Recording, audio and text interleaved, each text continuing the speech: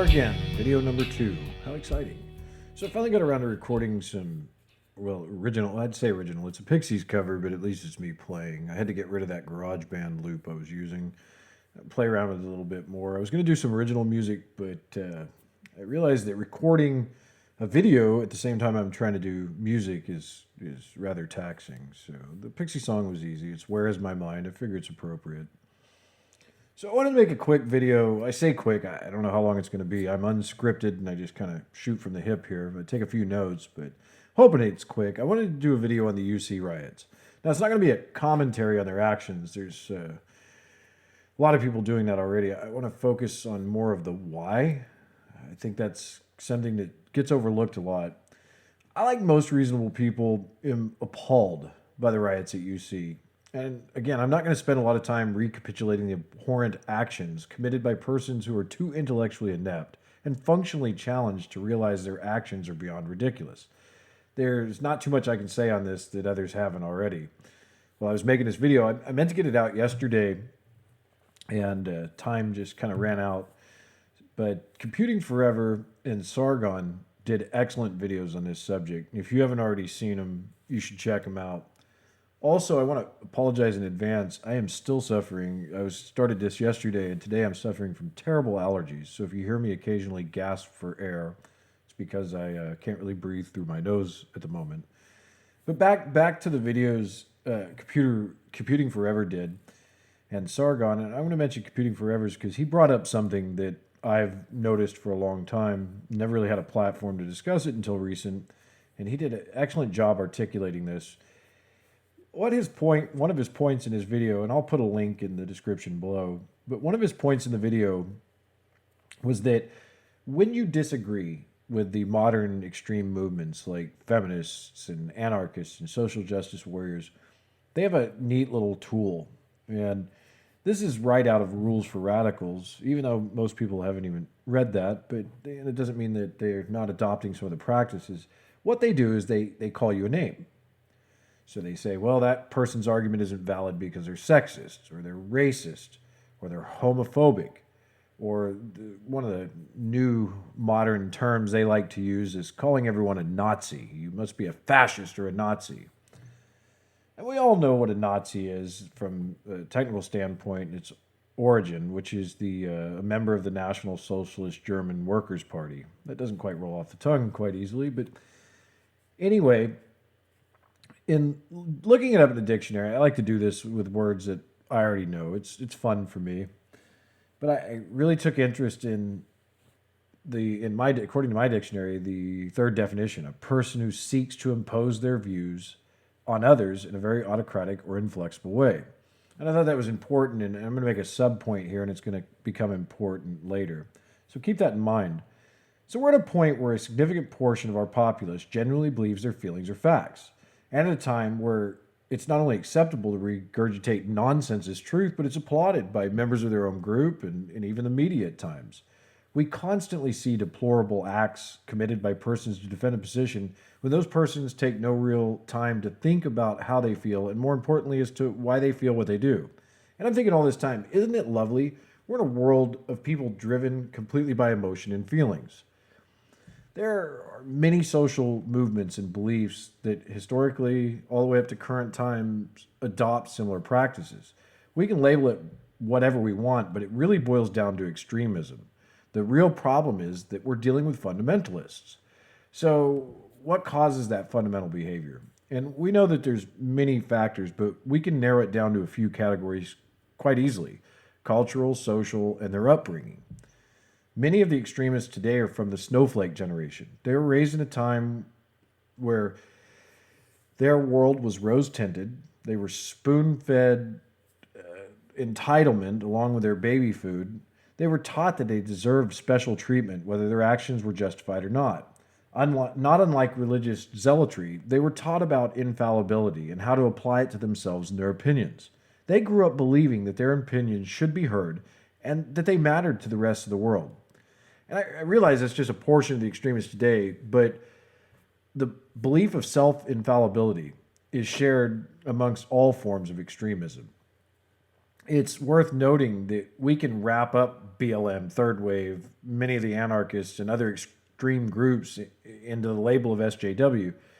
Since they behave similarly, their belief structure is the same, and they use the same tactic of trying to impose their views on others. So we could pretty much call them all social justice warriors if we wanted to.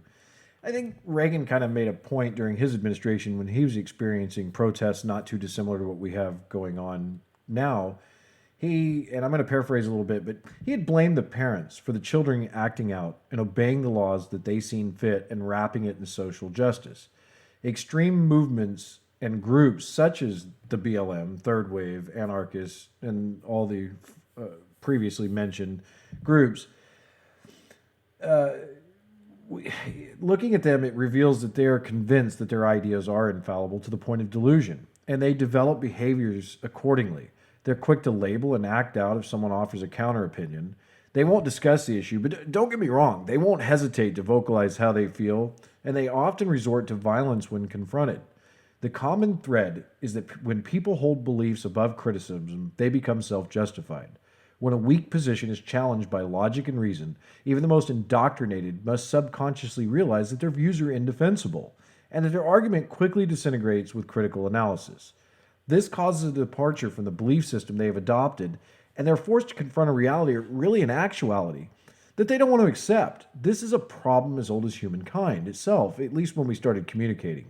And we're not experiencing anything new here. When a person's delusion is an abject contradiction to reality, believers tend to further entrench themselves into their belief structure and will aggressively defend their position. It never ceases to amaze me how many people can justify almost any act based solely on belief. This is the believer's fallacy.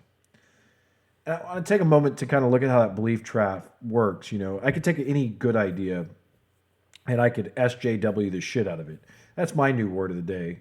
They can call everyone Nazis, and I'll say that they SJW the shit out of every reasonable idea that's ever been.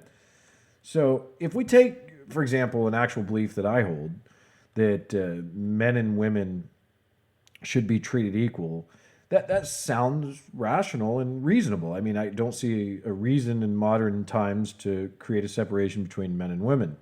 So then we have to stand back and say, well, how does that become radicalized?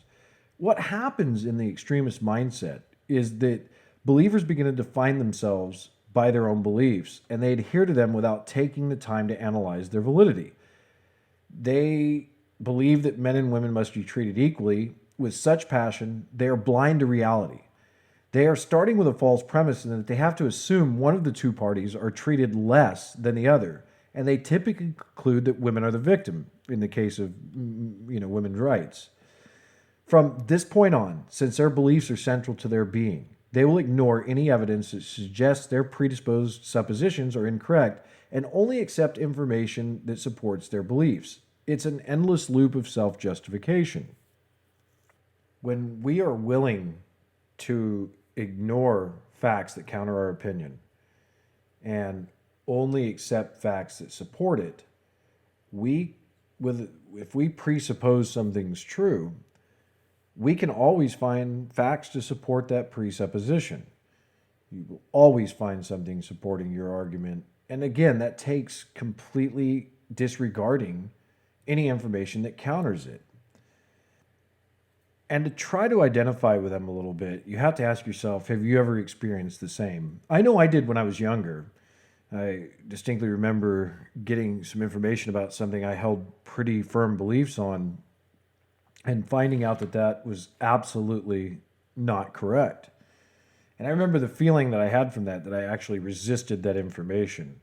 So I know what it's like to strongly believe in something and be forced to look at things in a different way. It's not comfortable for a lot of people. Now, when I got a little bit older in my teenage years, I made a decision to try not to have firm beliefs, that at least be open to the fact that everything I thought is subject to change at any time.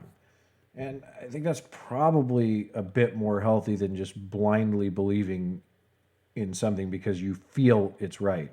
When you start movements and you try to get laws passed and you try to make a voice for the weak, you immediately begin with operating under a false proposition because you have to make assumptions and assertions based on very little fact. So when we believe something's right and we act on that belief, it paves the way for something very toxic and dangerous. When belief goes unchecked, it has tremendous potential to become something very evil. The more I buy into my own beliefs, the more delusional I become. Even the most rational thinker can fall victim to the believer's fallacy. My first video was an example of a well educated and intelligent person falling victim to their own infallibility. The main point is that all of us as people, we tend to develop beliefs over our life and that we can associate with. And some of us almost become completely defined by those. They make us feel special or important or that we're doing some good in the world. And we come blind to any information that suggests that we could be wrong. So I don't think I need to go much further with this. I know you know where I'm going with it. So I'm going to go back to our dictionary definition of Nazi. And according to the third use, and why I found it somewhat comical that these protesters are saying, no, Nazi, fascist, Nazi. Going back to the third use as to a person can be described as someone who imposes their beliefs on others. It's amazing to me because if you listen to them, that's what they do. See, they're blind to their own hypocrisy. This is the exact tactic used by these extremist groups. The issue is they don't see it as irrational because it's part of their core beliefs. Their actions are justified according to them. And they feel that they're right, so compliance to their beliefs must be obtained by any means necessary. Again, it's comical that they call everyone else Nazis, blinded completely to their own hypocrisy. It's kind of like having a discussion with someone that says, I refuse to believe, well, whatever it is you're discussing. I usually follow up with something like, well, what if I provided observable evidence to suggest otherwise? Would you still maintain your belief? If they answer yes, I tend to discontinue that conversation because it's really going to go nowhere. The problem is with movements like the ones we face today, it's not really an option. The believers that rational thinkers encounter will attack without any clear provocation, discounting the obvious, well, you look different, therefore you must be a Trump supporter or whatever, and I'm going to act violently towards you. It is funny, though, that in all the debates that I've had throughout my life, I talk to people who stand in antipodal positions to mine, and I try to stay very calm, and I never really anger in a discussion. It's always unique to hear someone else's point of view.